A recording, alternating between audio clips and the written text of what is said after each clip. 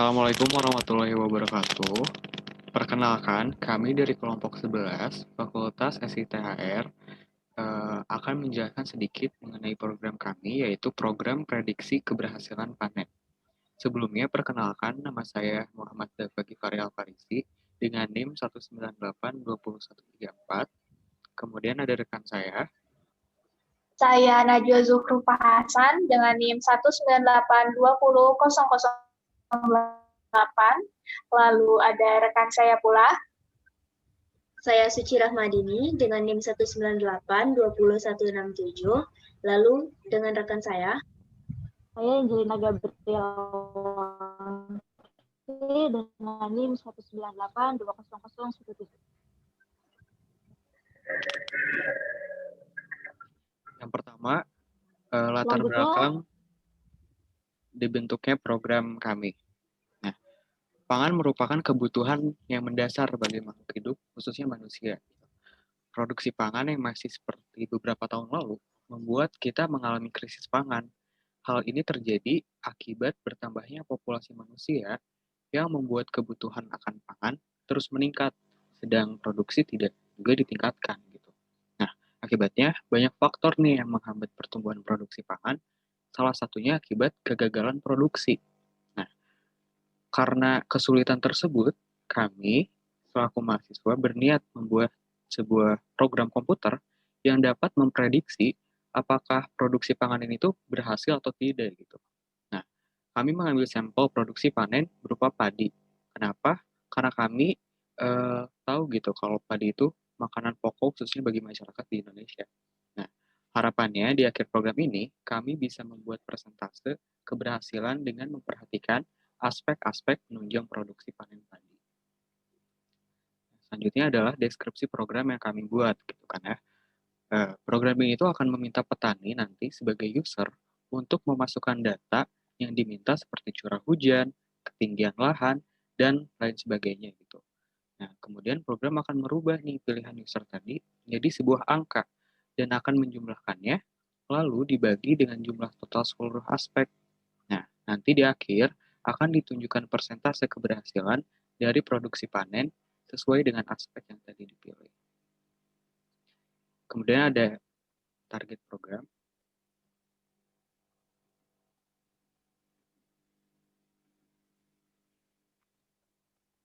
Target dari program yang kami buat, yaitu program ini kami khususkan untuk para petani yang sedang dalam fase pratanam dan pasca tanam atau dalam pemeliharaan.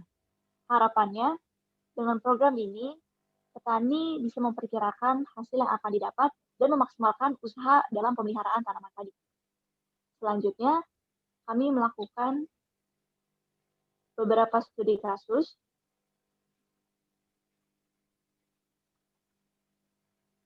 dengan eksplorasi untuk keberhasilan panen.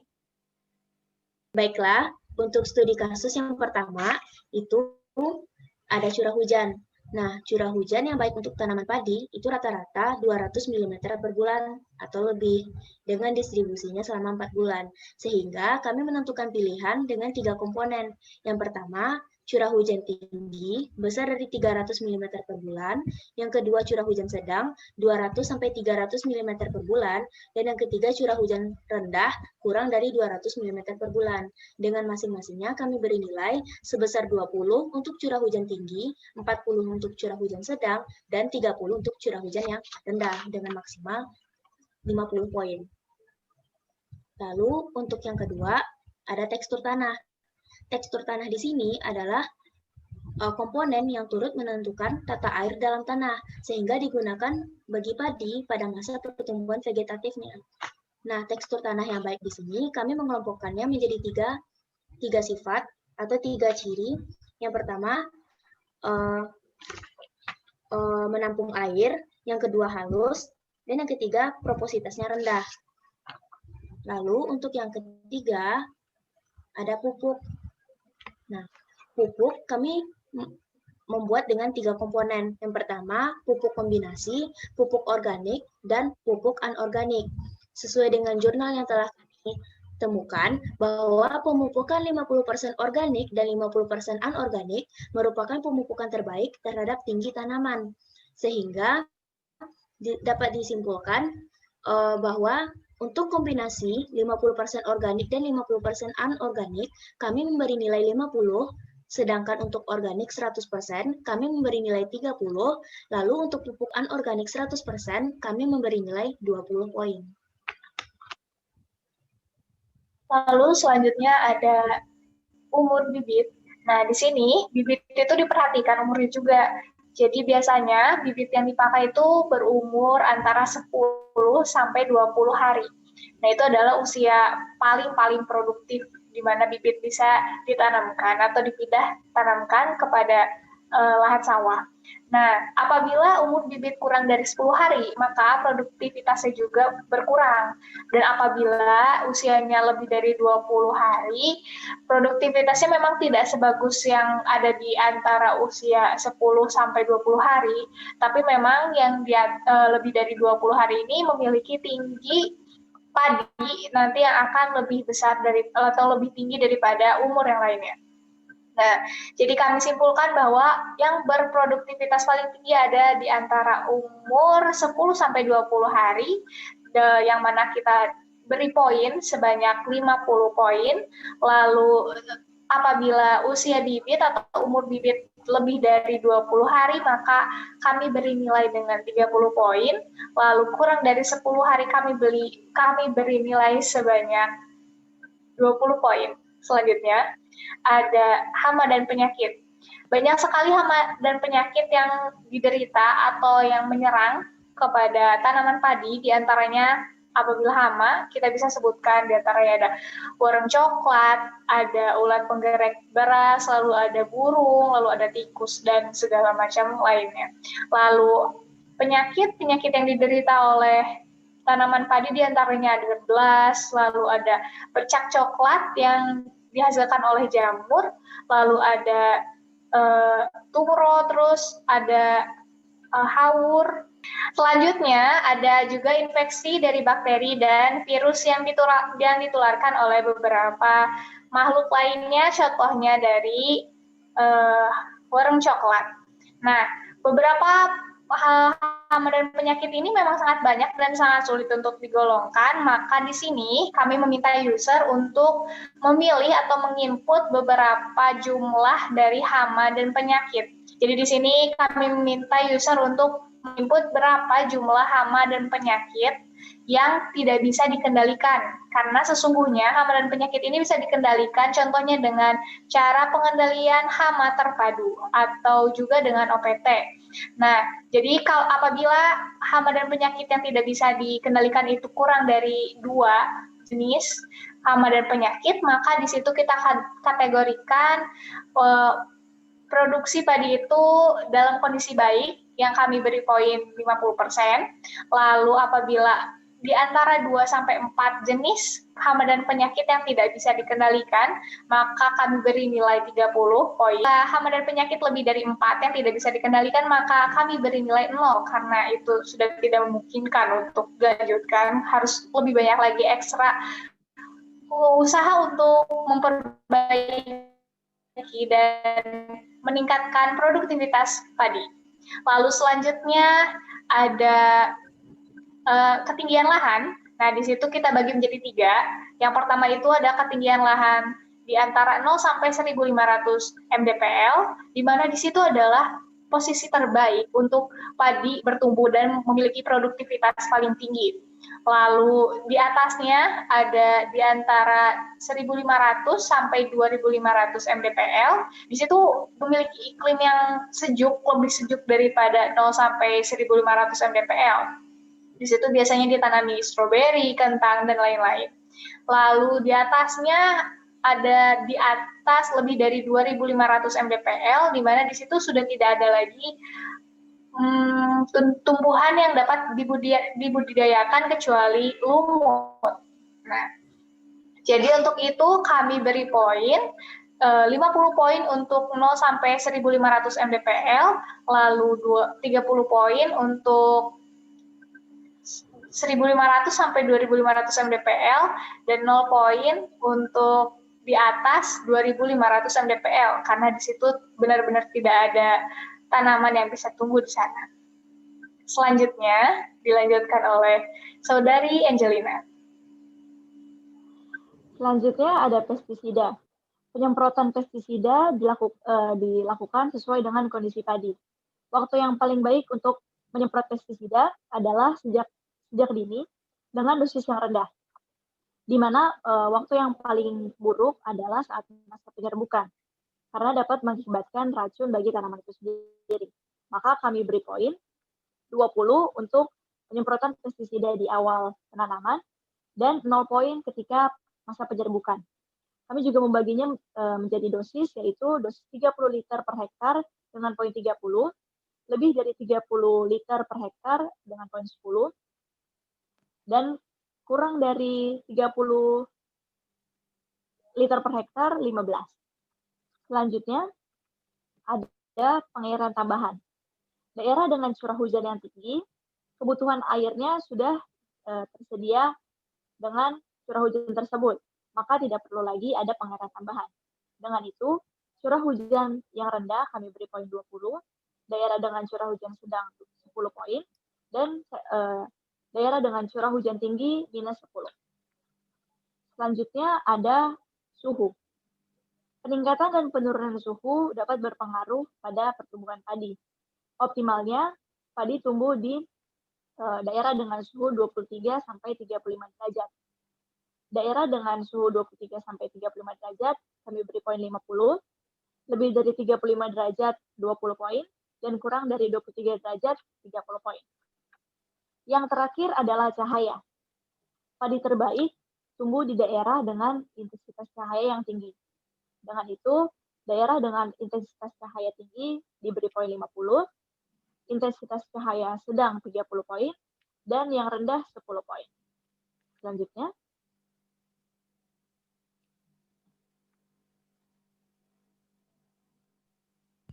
Selanjutnya ada flowchart. Di sini kami merumuskan langkah-langkah agar program ini bisa dijalankan, berupa rekapan hasil input, persentase keberhasilan, serta saran yang mendukung agar panen itu bisa berhasil. Lalu kita mulai. Lalu input curah hujan. Di sini nilai curah hujan tersebut sesuai dengan indeks array yang sudah ditentukan tadi. Nah, maka didapatkan hasilnya berupa persentase. Lalu yang kedua, kita nge-input tekstur tanah. Caranya sama dengan curah hujan tadi. Yang ketiga, input pupuk. Yang keempat, input umur bibit. Yang kelima, input hama dan penyakit. Yang keenam, kita input ketinggian lahan. Yang ketujuh, input pestisida. Yang kedelapan, kita input pengairan tambahan. Yang kesembilan, input suhu. Dan yang ke-10, kita input cahaya. Nah, hasil dari persentase input yang sudah kita tentukan tadi, kita jumlahkan, lalu kita bagi 450, kita kali 100. Maka akan didapatkan hasil inputnya berupa persentase, serta saran untuk para petani bagaimana tindakan selanjutnya. Lanjut. Nah, sekarang mari kita lihat simulasi program keberhasilan panen.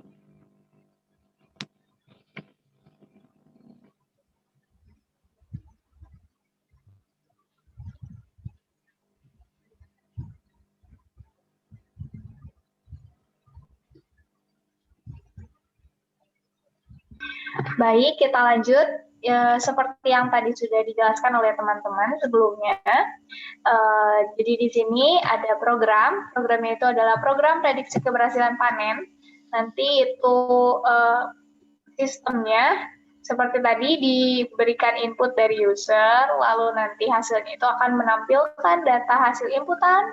Nah, prosesnya itu menghitung persentase dari hasil dari setiap nilai yang dijumlahkan dari setiap aspek, lalu nanti dibagi jumlah seluruhnya, nanti akan keluar yang namanya persentase keberhasilan panen. Nah, langsung saja, ini sebenarnya programnya akan berulang. Kita langsung saja coba programnya, nanti akan keluar prediksi keberhasilan panen, pilih curah hujan yang sesuai. Maka di sini kita akan mengambil contohnya curah hujan yang rendah. Lalu tekstur tanah, nah kita pilih tekstur tanah yang sesuai, apakah nomor 1, nomor 2, dan nomor 3, atau hanya nomor 1 dan nomor 2. Kita pilih, kita memiliki semua kriteria tanah di sini.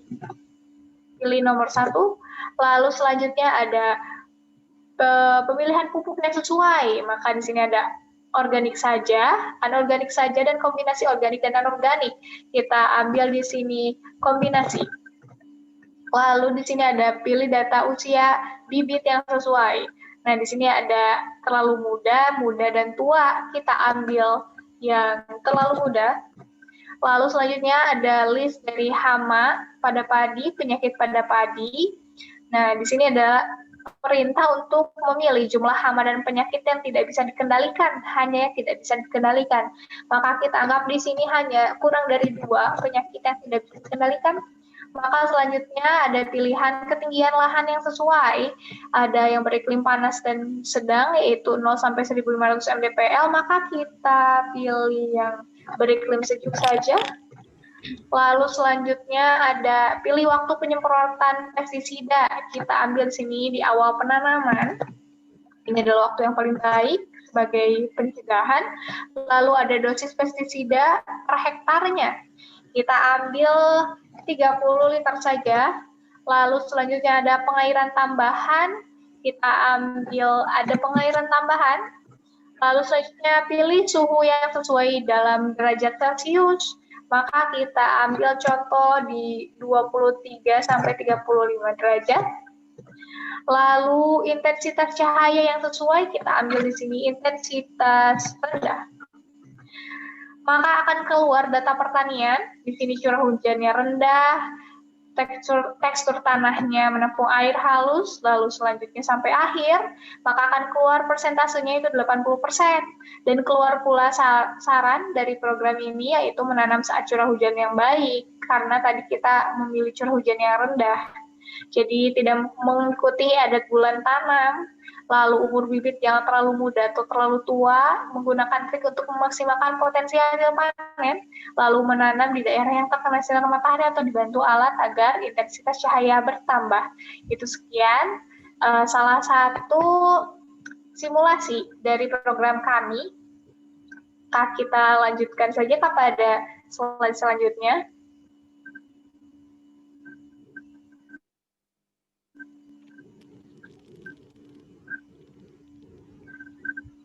Ya, kemudian ada kesimpulan dari simulasi yang tadi telah kita lakukan. Prediksi keberhasilan panen dapat ditinjau melalui program yang sudah dirancang tadi dan akan memperhatikan beberapa aspek, yaitu yang pertama, untuk curah hujan di rentang aman itu berada pada kadar 100 sampai 200 mm per bulan. Kemudian, yang kedua, tekstur tanah yang baik adalah yang dapat menampung air bertekstur halus dan berporositas rendah. Kemudian yang ketiga, untuk pupuk diusahakan memakai kombinasi antara organik dan anorganik. Kemudian, lalu yang keempat, umur bibit yang baik adalah umur 10 sampai 20 hari.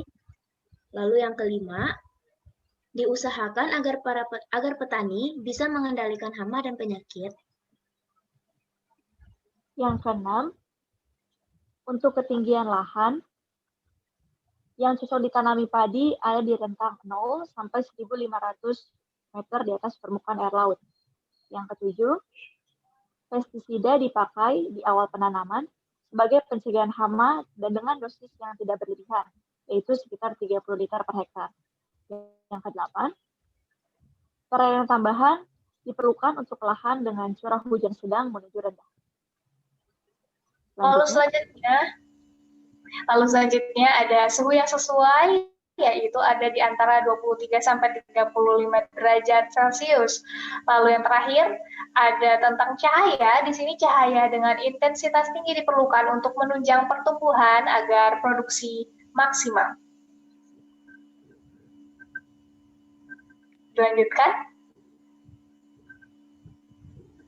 Selanjutnya, itu saran Program yang kami rancang memerlukan studi yang lebih lanjut untuk menambahkan aspek-aspek penentu lain.